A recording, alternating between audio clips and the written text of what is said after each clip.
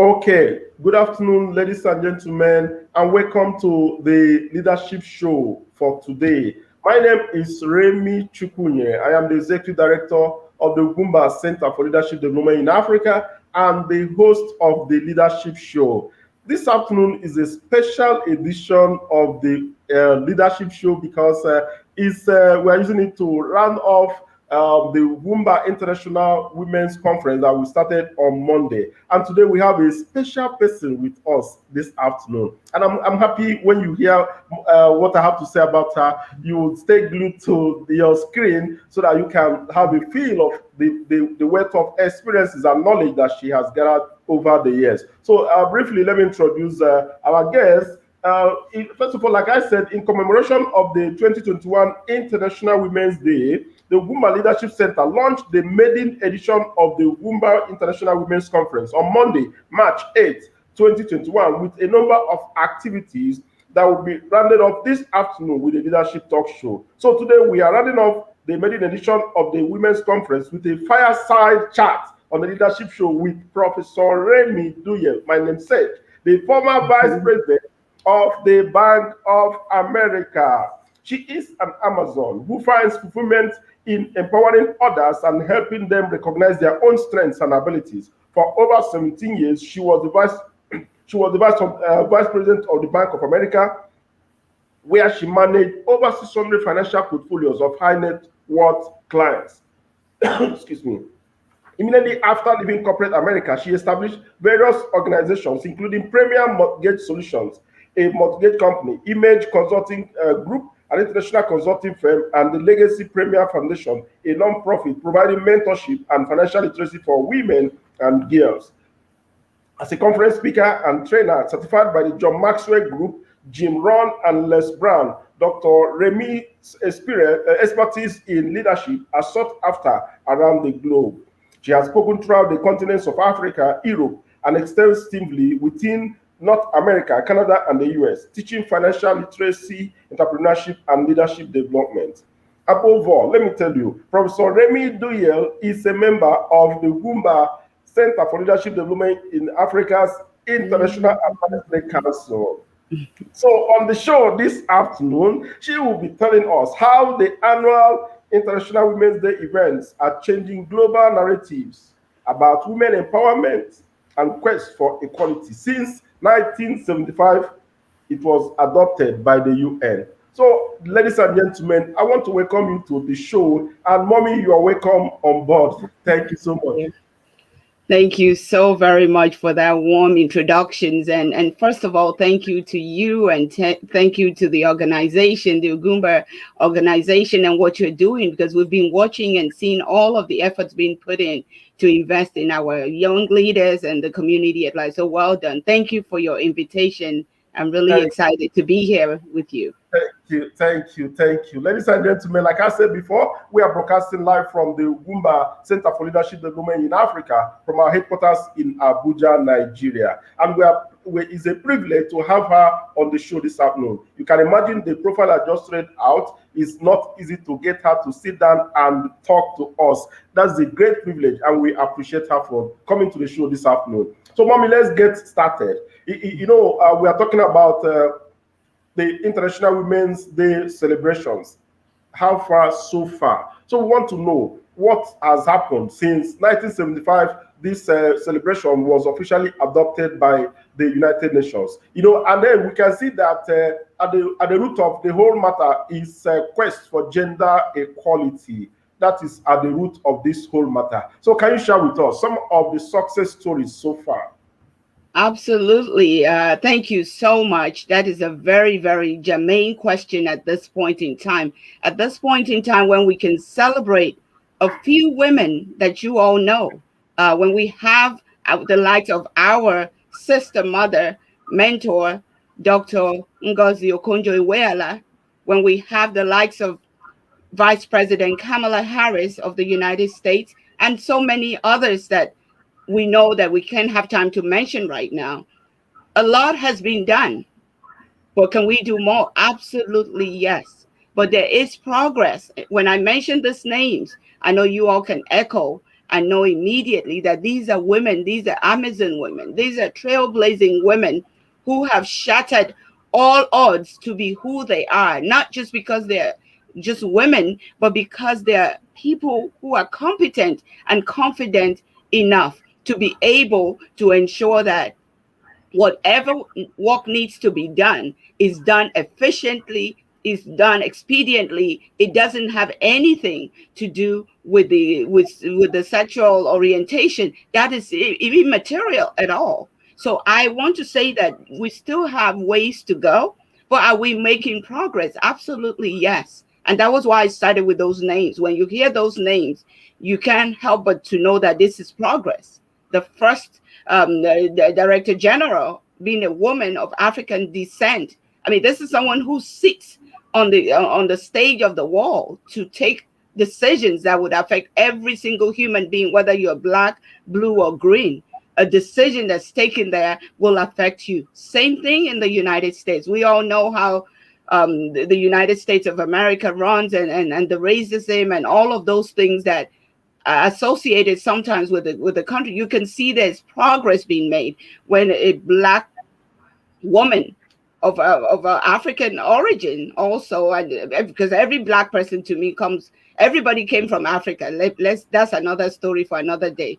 But for right now, a black woman to be the vice president, that's huge. So progress is being made, but we sure can do more. And what you're doing at your organization are ways that we can do more. When our young leaders begin to see and hear opportunities that are out there and that people are doing it, people who look like them, trust me, our young leaders are so phenomenally intelligent that they can do all things once we create a platform like you're creating to such people. So thank you for this opportunity to speak to such people who might listen now or later. Very good. Absolutely. Wonderful.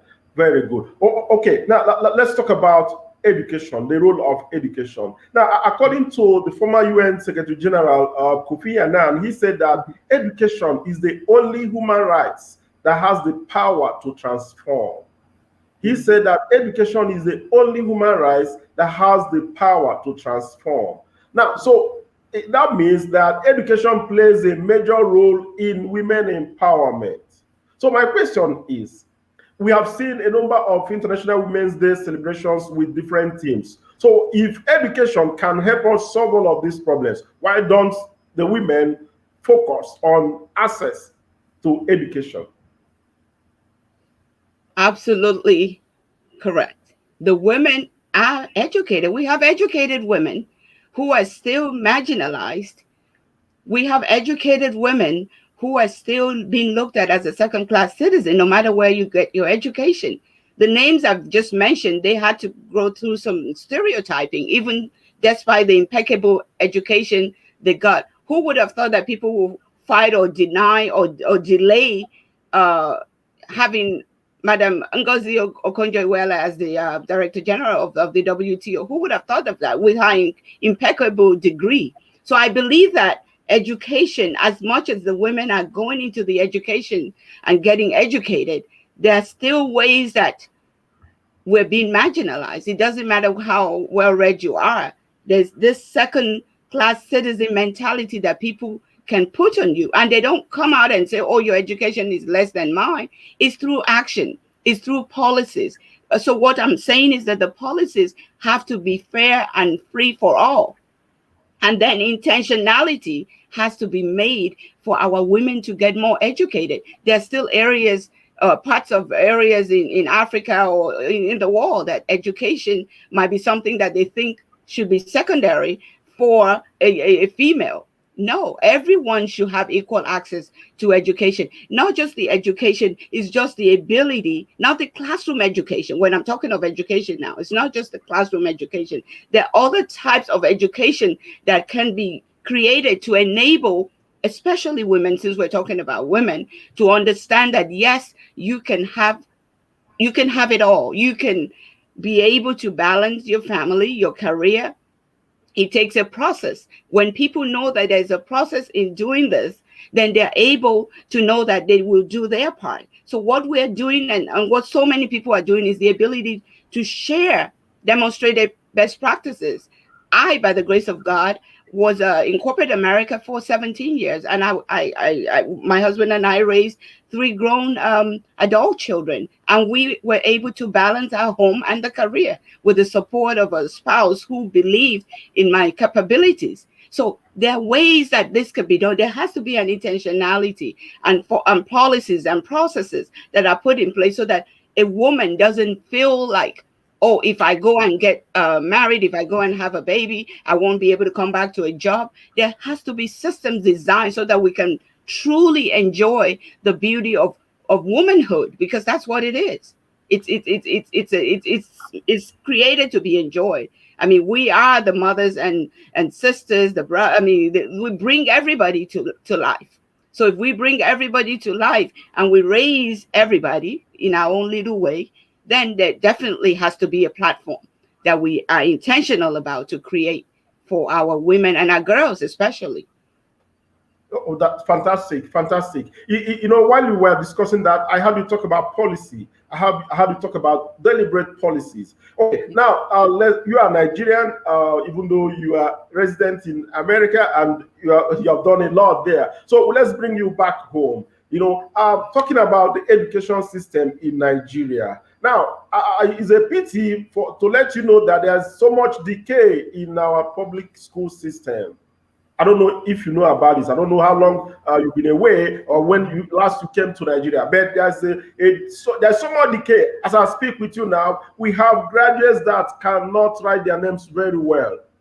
We have graduates that cannot write letter of application. I work with young people, and this is the feedback I have in that regard. So there's so much decay. What do you have to say? What is your advice to the government? It saddens me when you present the state of our educational system in Nigeria, because once upon a time, we all grew in Nigeria before we migrated to our respective diaspora host countries. And I remember that public education was second to none. I had the privilege of going to a private school while I was in Nigeria growing up. I went to Comfort Nursery School, Hope Children's School, and for my secondary school, I went to a public school, Girls Secondary Grammar School, Bagada. I mean, you couldn't tell a difference between one or the other. And it saddens me to see that what we built so beautifully, that educated the likes of Dr. Okonjo-Iweala, Dr. Obi Ezekwesili, and many other great women who started their basic education there, we don't have that structure anymore. So how can someone start and graduate and not be able to write? That would never happen in the old days, because I know I schooled in that system. Till today, I'm like, I wish I can remember all my teachers and know where to find them. Some words, when I just come up with it, I'm thinking, wow, my husband and I would jokingly say, these were things that our teachers taught us in Nigeria. So our foundation that is glowingly showing all over the world now, it's as a result of the seed that that was seeded in us growing up. So for such things to be denied or to be disrupted or decaying, it's a shame.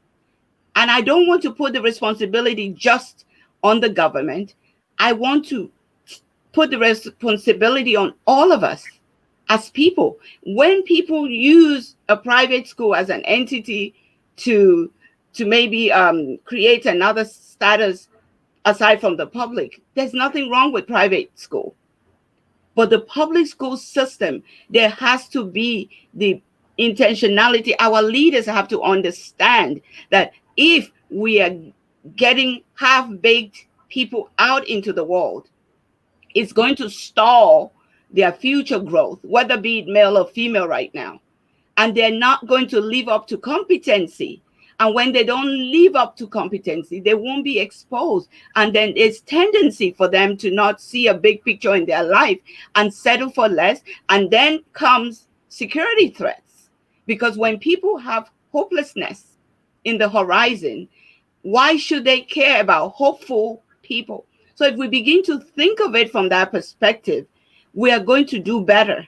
And that's what I'm challenging all of us, including those of us in the diaspora. I'm not taking if you're an African or if you're someone a Nigerian, and this is something that's important to you. There are ways we can leverage the expertise. Some of us are professors, some are in different fields. You don't have to be a professor to impact lives. Making an intentional effort to create systems, knowing that it's not all about the government, it's not all about the private school, it's all of us. It takes a village. And to say, you know what, we want our Nigeria back. We want our school system back, because those were the good old days. I tell you, I could put anybody on the call right now who were in those days with me. We still remember how much we wanted to be in school, how much we were in the dorm. We never wanted to go home for holiday. Right now, schools are shut every day, now and then. I never heard of anything like that in the 70s. So why can't we get it better?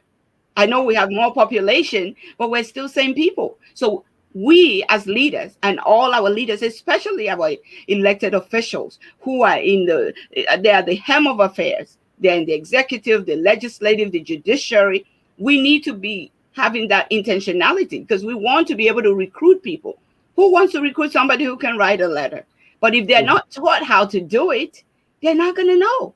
All it takes is teaching. And I've come across some brilliant young people, same Nigeria, who are doing everything possible to make sure that they give their best, and their best stands tall with anybody in the world. I dare to say that. And that's what we need to see, to create such platforms so we can support such young leaders.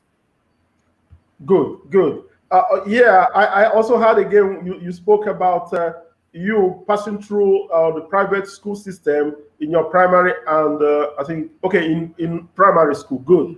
Okay, so as I speak with you, it is different.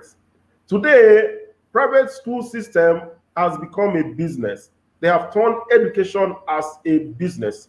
The private sector operators, they see it as business. And that is why for example, in the universities, those private universities, no matter your score in JAMB, you are admitted to study so long as you can afford the fees.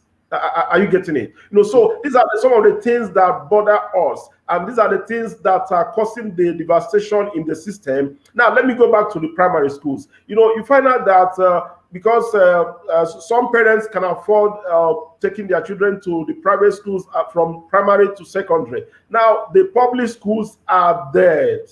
There is no teachers, no supervision of any kind, especially in the rural areas. You can go to, if you go to any school in the rural areas, you find out that you don't see anybody there. You don't see anybody there because the parents have taken their children to private schools. And that is a serious issue for us, because people that cannot afford to take their children to private schools, they are losing out. And then on the part of the government, the supervision that you and I are used to know about is no more there. So that is why the role of government in this cannot be overemphasized. So I want to know, even though you said that education, those private sector people can be allowed to run private schools. So how can we strike a balance? Because it's also affecting the quality of the education and the graduates that are being produced every day.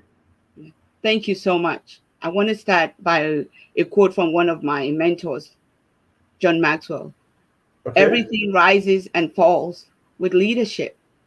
Everything, not some things, everything. Once as leaders, these flaws are seen, that will be the first problem solved. But if we are in denial, then we will have a problem. And I want to address that. Education as a business, that cannot be the sole responsibility. Everybody wants to make profit in their venture. There could be a balanced strike, and people should be given the choice of how they want to invest in their children. But that should not be at the detriment or at the level of whereby we ignore the total landscape of the public school. The public funds are used for public schools. So if the public funds are extended to be used, there has to be adequate oversight. There has to be care put into the thoughts. Kudos to all the teachers. I give them a hand clap, a standing ovation in my heart. The teachers have to be taken care of. It is a thankless job, but guess what? God thanks the teachers. Because the teachers, you cannot be a teacher without having a heart to serve. You cannot be a teacher without a caring heart, because your commitment to your student is their success. You want them to be successful. So when they are not given the tools and they can't speak up to express what they need because they might get in trouble, then that's a problem. We're building a nation that we will not be able to rebuild or even surpass what we had experienced before. So the teachers have to be celebrated. The teachers have to be compensated correctly and treated with respect. It doesn't matter if they're in the rural area or the urban area or the city, wherever they are, because it's not where they are that matters. It's the knowledge that they're going to impact. So I challenge leaders who are at the helm of affairs for education, whether you're a minister of education in the states. When I was in the state, I worked for Ondo State for some years as a international relations and diaspora affairs special advisor to the governor then. And what is important is every state has their Ministry of Education.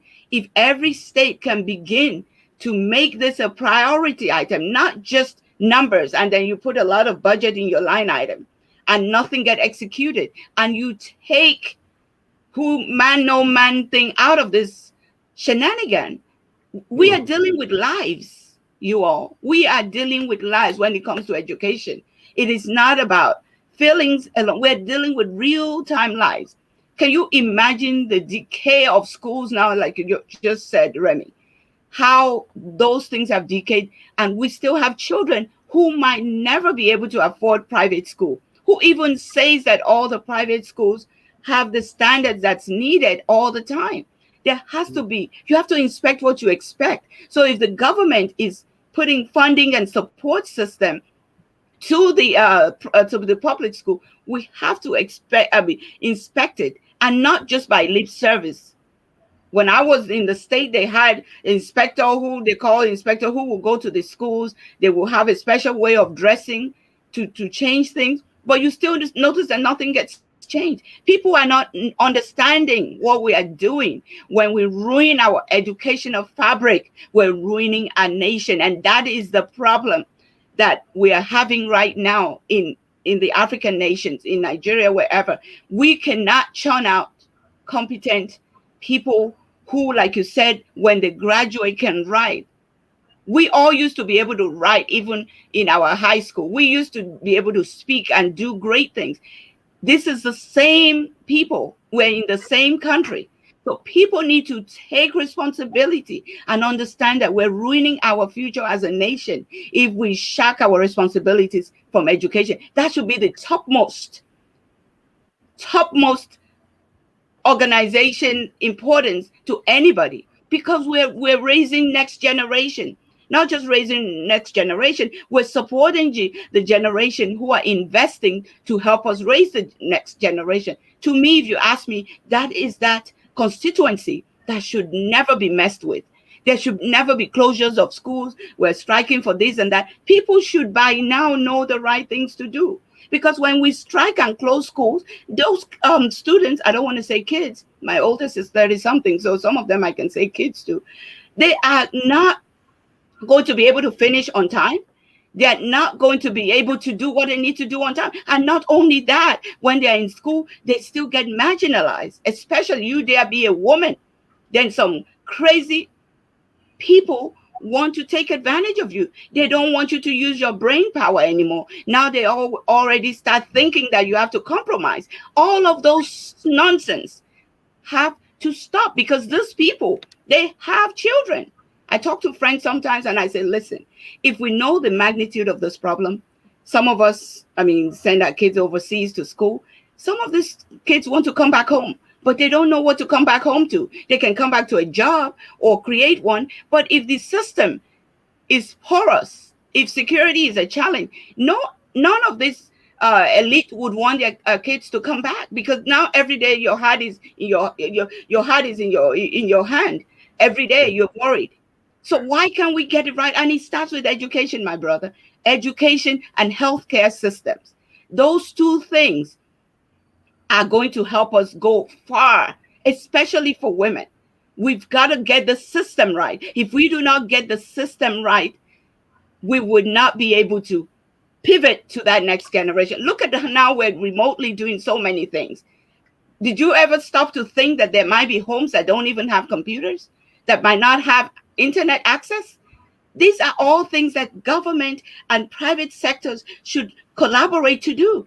Is it their fault that COVID came and maybe they're not able to do all what we need to think intentionally? Here, they gave people laptops. Some areas they created internet access, because same problem that we have in one country, we have everywhere. But you have to always understand that fingers are not equal.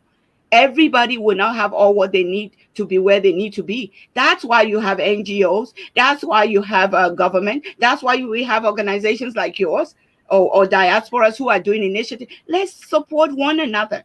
We know number one problem is our education fabric has to be restructured. It doesn't take rocket science to know that. If a person graduates, they can't write.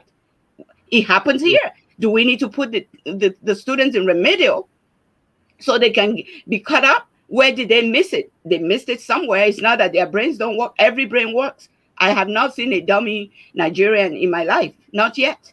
But we need to use those brains right to ensure that we give the best to our future, just like we were given the best to have a future that today we can represent our nation anywhere in the world. Everywhere you go, Nigerians are rocking it. Everywhere. Any country, name it. So it's because I tell people the seed that was put in me is why I'm able to be the Remi that people think is all that. I said the foundational days of my life is what makes me to be that individual that you see today. Why do we deny that from our children? Why? That's a call to action for all of us. Let's get this done. We can do it. We are better than this. Let's do it. Fantastic, fantastic. I see the passion you have for the sector, the education sector, and maybe because you passed through a wonderful system and you are a professor, that is written all over you. I think that's understandable there. So, ladies and gentlemen, we are still talking about the International Women's Day celebrations. How far so far? And our guest today is no other than Professor Remi Duyile, the former vice president of the Bank of America. And it's been wonderful. You can see the passion in her, and you can see how committed, she is in making a change and a difference in Nigeria and in Africa. Now, before we continue, I want us to go to the comment section and see what people are saying. Okay, I have, Cosmos, okay, he said, this is good, this is good. This is good from Cosmos Osuji. Then I have Ebere Mokeji. Ebere said, Happy International Women's Day, Dr. Remi. Okay. The next is Cynthia Nana. She's saying, nice to have you on board, Madam Remi. Okay. Okay. Then she also said, our education fabric has to be restructured. Very good. She's concurring with you. That's fantastic. That's fantastic. Okay, so viewers, we want you to come up with your questions and your comments if you have any as we progress. Now, let me take you to one important aspect of this discussion. We are talking about the International Women's Day celebration, which is about women, celebrating women around the world and, their quest for equality and empowerment. So now let me bring you to women and the political participation. Everything you just talked about, revolves around policy making, and that is government. And, so we want to know the women in politics, women and political participation. There is what we call affirmative action, which recommends, or recommended 35% of elective and appointed positions to be reserved for women. Now, I cannot say that in any country this is being practiced, to the letter. So why is this not realizable around the world? I mean, that's a $1 million question, but I'm going to give a stab to it. It's practiced somehow to an extent. The reason it's not materializing the way it should be, is because of what we've said. The policies that are designed to help people to stand up and raise their hand and say, I want to run, I want to do this, they're not supportive structures. If you're a mother and you have young kids, no matter how good intention you have to be able to balance both. So if your employer or your setup doesn't support that, it's going to leave you to not be able to go to those midnight hour meetings and all the other stuff. So there's got to be some creative ways. And thank God for media now, for virtual ability to communicate. I really don't even believe that they should be judging, positioning people by the sex and all of that. It's about your competency. But the reason a lot of women are probably not able to be selected, or they're not part of the mix, is because of the environment. The environment creates a fictitious a setup that is not fair. Comments are made, actions are made. People just assume, just because you have your spouse, maybe you have decided that you want your spouse to be a homemaker and they're taking care of your family for now, and there's a woman out there who has built themselves and they want to keep going, and they have a supportive spouse, or they have support of God and people. You as a leader or man that is in that space should not limit or find ways to put roadblocks. So when there's time to find those women, if they have not grown through the process, you will not be able to find them, because they were never able to play to pay. They pay to play. They were never be able to. They were never able to be in your mix to do that post and pre networking that needs to be done. They were never given the opportunity to express themselves. People just assume. I remember when I was in Nigeria, people just assume because you're a woman, everything that you want, it's not about your brain power alone. And people forget that the same brains is what we have. I don't remember reading it anywhere that somebody is better than the other.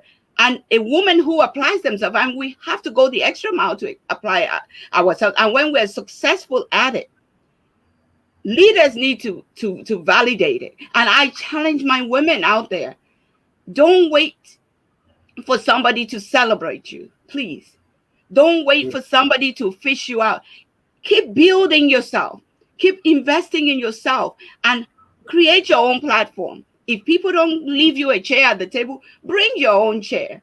Create your own platform where you are making impact. Be all about impact. Trust me, you will be found, and you will find yourself and raise your hand, and God will support you. But if that is not done intentionally, whereby women decide to see their capacity and go ahead and say, I'm going to apply my capacity to work, and go for it. And when they get in there, have a woman support system whereby you can share experiences of the likes of those who have served in government. Hopefully they will be willing to be a role model and mentor to give like a warning of what to expect. So when people get in, before they get in, they already prepare their mind. We have the knowledge, we have the technical expertise, we have it all. We just need to ensure that we're at the right place at the right time. And how can you be at the right place at the right time if you're not even invited? You won't know. So it takes us women to support one another. And for our he to she like you, Remi, and others, it's very important to create platforms where we can get people to find their passion, to find their power. People don't always know, especially women. We're very humble people. We have so many accolades. We still look at it because to us, we're like, okay, what's next? We can handle so many things. We're multitasking. So every woman does something. We don't hear the celebration as big as a man. We have to be intentional about bringing women and let their voices be heard. The 35, I think eventually is going to be 50-50 or even 70-30. The women are going to take on because we can do it. Let's turn the table a little bit. Let's see the difference that would make. And you can say, oh, women have tried it and they did this. I can mention names, but we're not going to go there. Men have done it too and have missed it. But give us a chance as women, not because we're just women, because we're smart, bright, beautiful, bold species. Not because of our sex. We can do it. Those women who can do it, let them do it and support them. Don't set them to fail. I know sometimes people will say, oh, we've created this. You create something and you don't enable it? That's not going to work. You don't create something and then you have so many other things that will be a stumbling block for those you created it for. You have to understand that family will always matter to women. That's always going to matter. So you've got to design family-friendly initiatives that would not make them to miss out on things. And that's why it's important for the women to be at the table. If the women are in legislative authorities, their voices will be heard at the table. But if they have a godfather and not God the Father, somebody who brought them, they're going to be answering to such a person. So their voices will never be heard. Let's get away from that shenanigan of just being a stooge, a representative of somebody who is speaking through you. Let's understand that the women, especially for those women who might be in office or are looking to get in office, you are a role model. People are rooting for you to be successful. So you don't need to worry about a godfather who brought you there. And I'm talking about local politics now in the world, not government. I mean, not initiatives, not the positions like our Madam Okonjo. I mean, that's an earned position. I'm talking of political settings, because those are the ones who determine our fate. They're the ones that decide on policies. Are we involved? Let's get involved. And let's support our women. If you see a fellow woman supporting who wants to do something, don't pull them down. You might not be able to do it. Good for you. You will be able to do something that they need to support you on. So let's have that more of a sisterly camaraderie in the spirit, not just the physical, because we can fake things a lot sometimes. But let's be real to ourselves and let's be transparent. And for the men out there, this is the time to let everybody come to the table. Everyone who can find solutions to our problems. Do we have problems all over the world? Absolutely, we have problems, whether it be in Nigeria, America, everybody has problems. Whoever can provide solutions to the problem needs to be invited to the table, or they need to raise their hand and go to the table and bring their own chair. And that's how do you do that? You create stuff that you are making impact, not for your pocket. The impact has to be for others. Somebody will see you, or you will see somebody, and you'll be able to make impact. And you build your own nation. Everybody won't have an elected official position. Nobody needs to be an elected official before you can be relevant. What we're doing right now with Remi and Ugwumba, I don't believe that is a government initiative. So create a platform where you can help other people to hear voices and positive changes that will help their lives so they can dominate in their villages or their towns or wherever they are. It doesn't matter where you are. Let's create internet accessibility so that those who are even in the villages can also hear things. So that's where we come in as nonprofit to see what can we do to say that wherever people choose to live, they're also getting information, because information is very important. And if they don't get the information, they will be left in a cocoon. And we don't want that. I know that we're ready for this. The women are ready to take on the world, and we love our men. We're not going to put anybody aside. We're just say, bring us to the table. We've got solutions, and we can make things happen.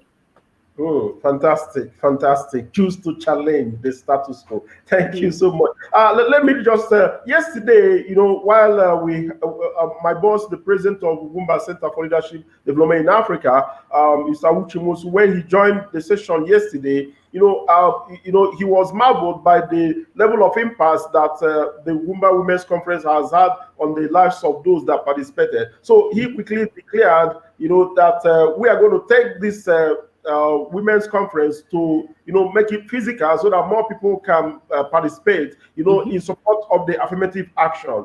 So he wants more women to be empowered with leadership skills that they need to begin to step up and then participate in politics and in leadership positions. So as part of the Ugwumba Center for Leadership Development in Africa, how do you feel about this?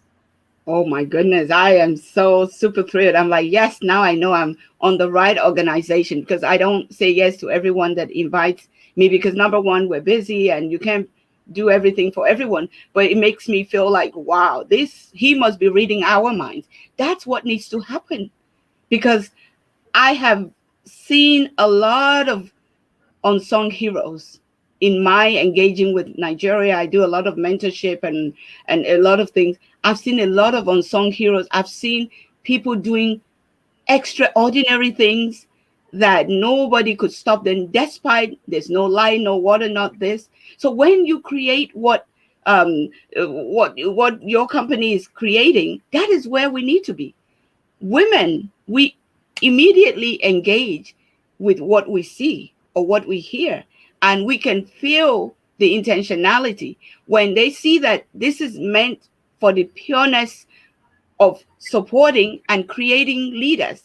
Because it's not just running for office alone. When they run for office and get into office, they need good people who will be on their staff, right? Because the staffing is important. Your leadership is as good as people around you. And I learned that everywhere. Without good support staffing system, your leadership is just, you won't be able to see anything, because people will, the sycophants, they do a super good job of ensuring that you only hear what you want to hear. And as a leader, you better get yourself out there and hear what the grassroots is saying, because the grassroots is who made you. They voted for you. They're going to break you if you're not part of what is happening. If you just surround yourself by just people who are cabals or who think they've brought you into office, only God can put you in office. He will enable man, but God is the only one that can put you in office, and God is the only one that can take one out of office. So what you guys are doing, I say kudos, more grace to your elbow. And as a board member, I am super thrilled.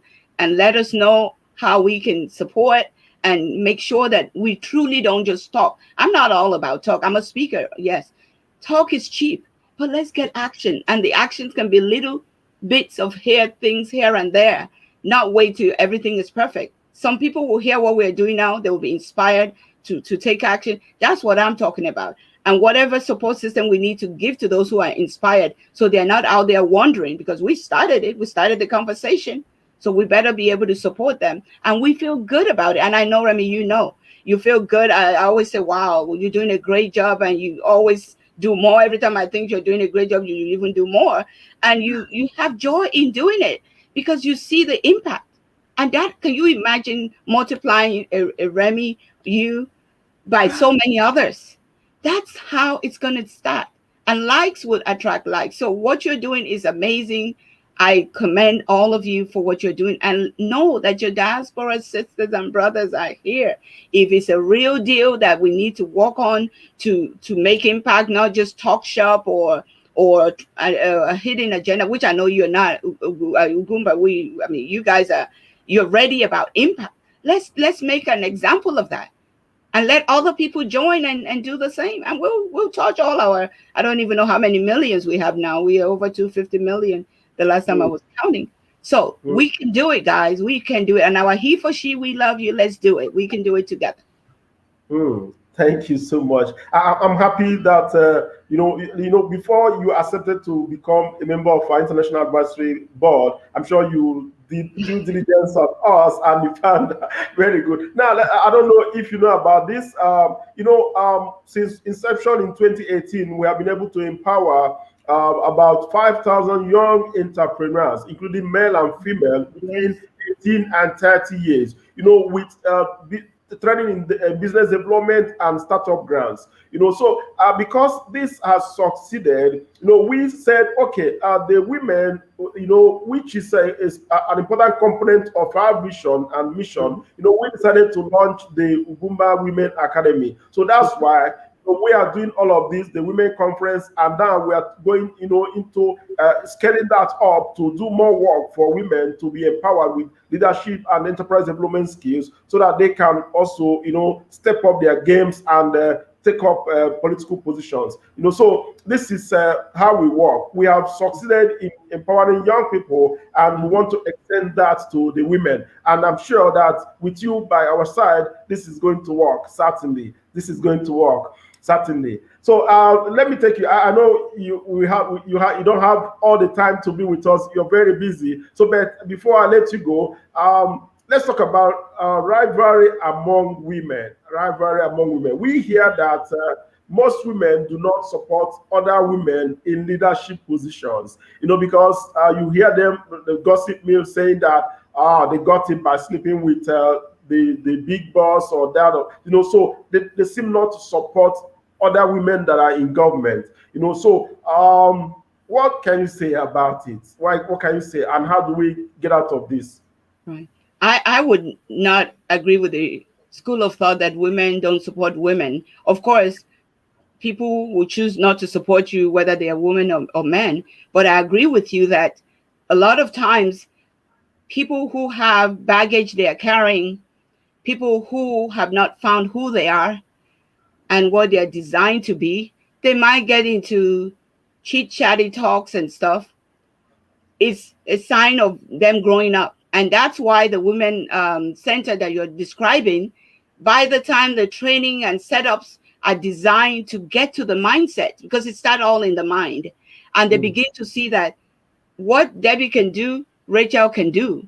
The world is a global village, not just in Nigeria. When we begin to train them to understand the mindset and how far they can think, of course, some of the things they are saying and seeing might be right, but does that solve the problem? The problem is to have more competent women. So if you have your opinion about a leader and think that something happened that made them get what they get, show the world that you can get it the way that it's supposed to be gotten, rather than worrying about who got what. Because if you are judging people, you waste a lot of time on the judging. Invest in yourself. So yeah, you can be a foundable piece of work of servant leader when something is needed. Don't use your energy. I know a lot of young people that will listen. That's the advice.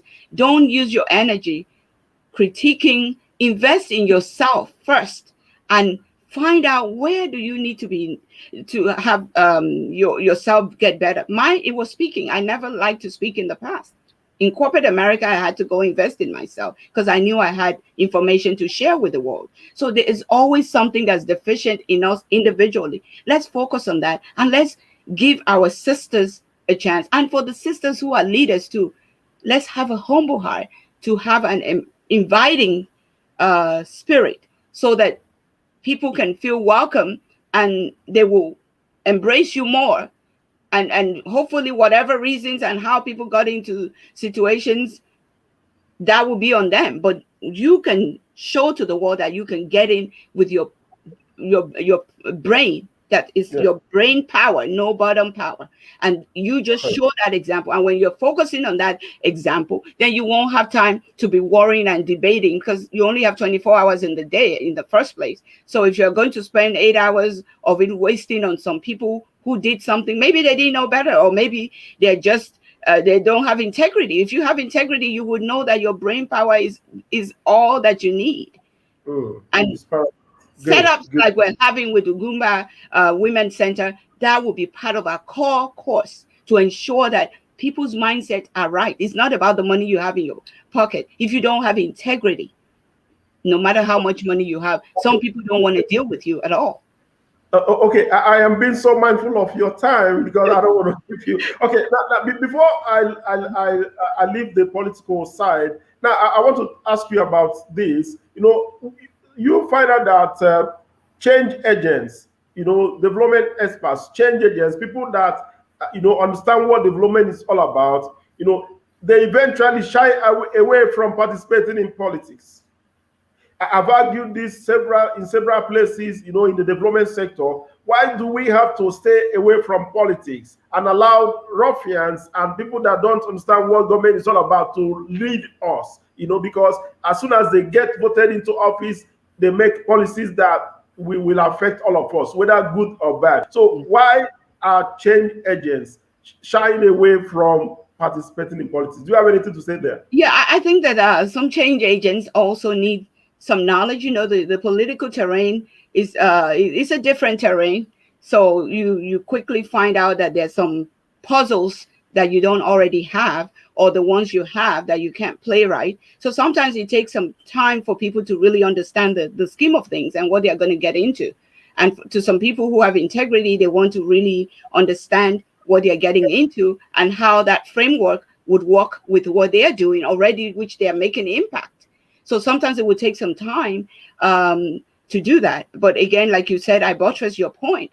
You need to come to the table and be part of the voice. Let your voice be heard. If you are doing it well, come to the table when you have the right ingredients to be at the table, and don't feel and don't feel like you can be suppressed. I mean, if it doesn't work, you go back to your work. It's people that are hopeless that will be so afraid to get into something. And if you're going there to serve in the first place, if you do it and it's not working, then you know you've done your part. But we have to come and let our voices be heard, so we can all bring the beauty, the brain, the impact driving spirit we have to the decision, so that the policies will be a replica of what we're doing, and the implementation. Because it's one thing to make policy, is another thing to implement. But that's another lecture all on its own.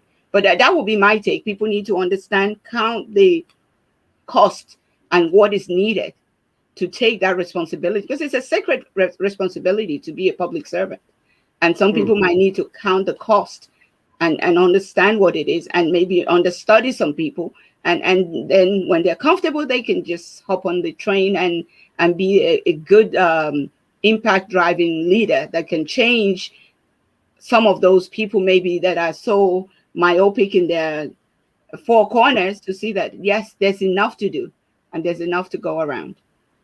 Oh wow, thank you so much. Let's go to the comment section and see what people are saying. It's been really wonderful.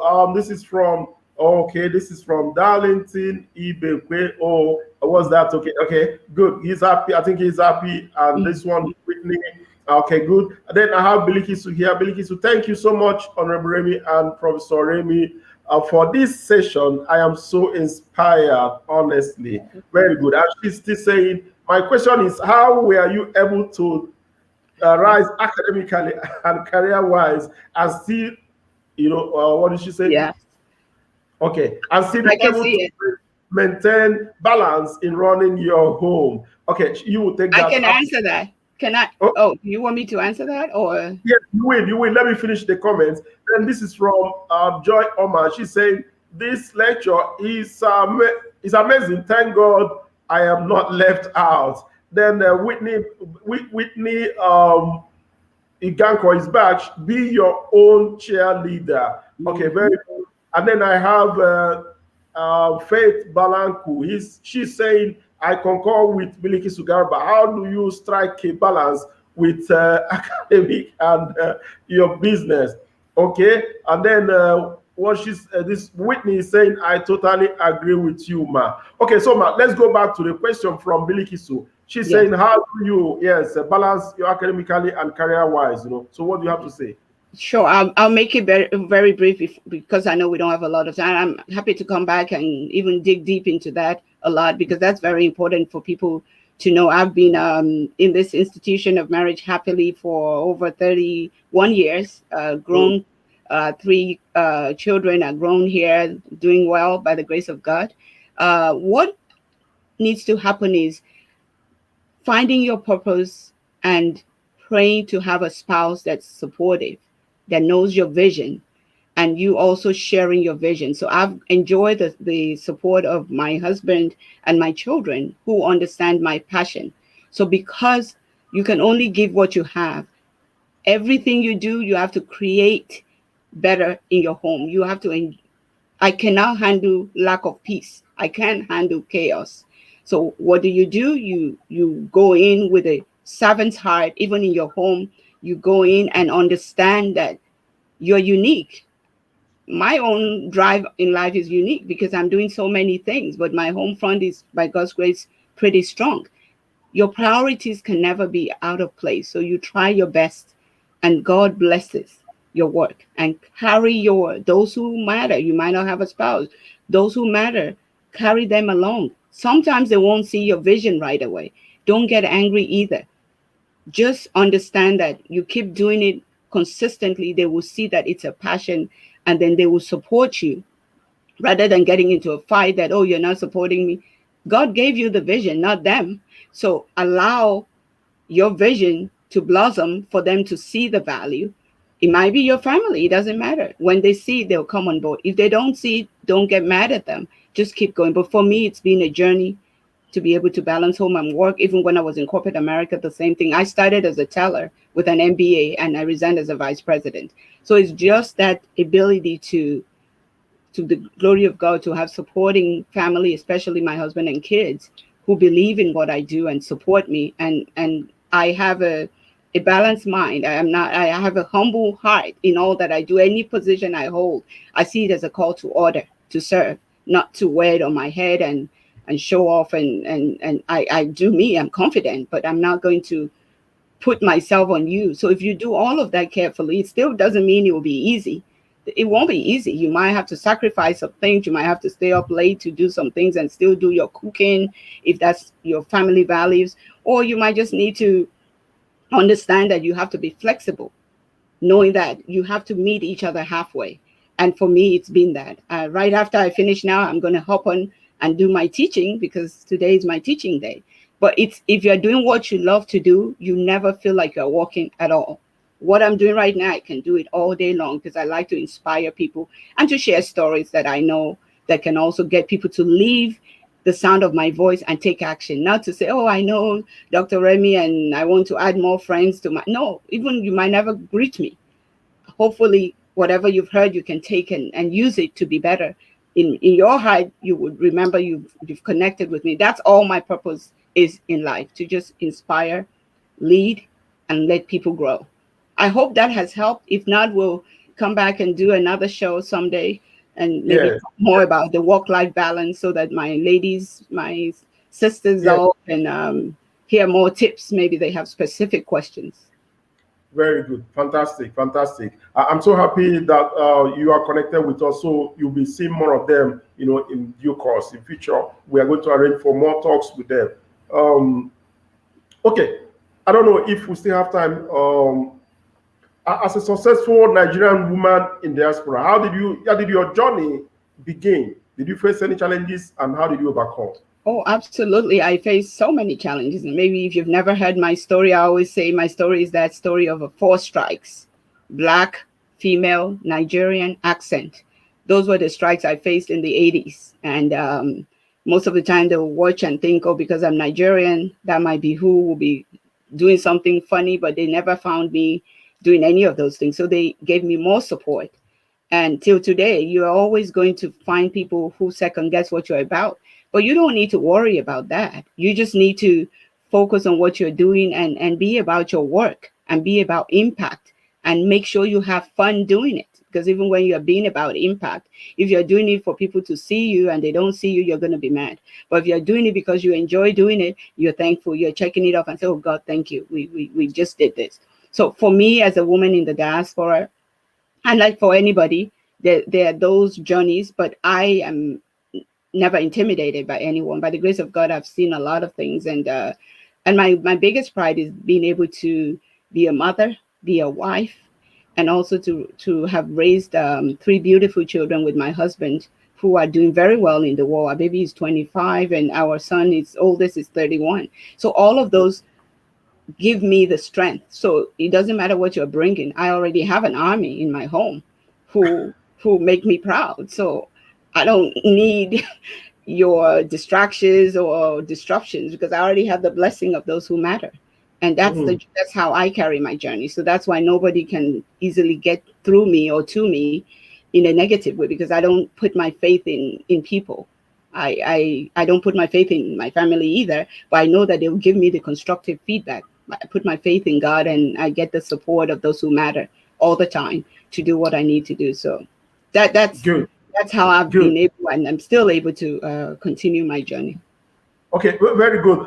We're out of time because you have class. So finally, what is your expert advice to for African women who are struggling as we speak, who are struggling to survive as we speak? What is your advice? Just Few seconds, yes. Yes, thank you so much. For my sisters, children, and friends out there who are women in Africa or wherever you are in the world, that you see a sign of struggling, these too shall pass. It's not going to last forever, but you have to look within, because what you need to go to that next level is within you. What do you have in your hands? Like my favorite book says, find what you have in your hand.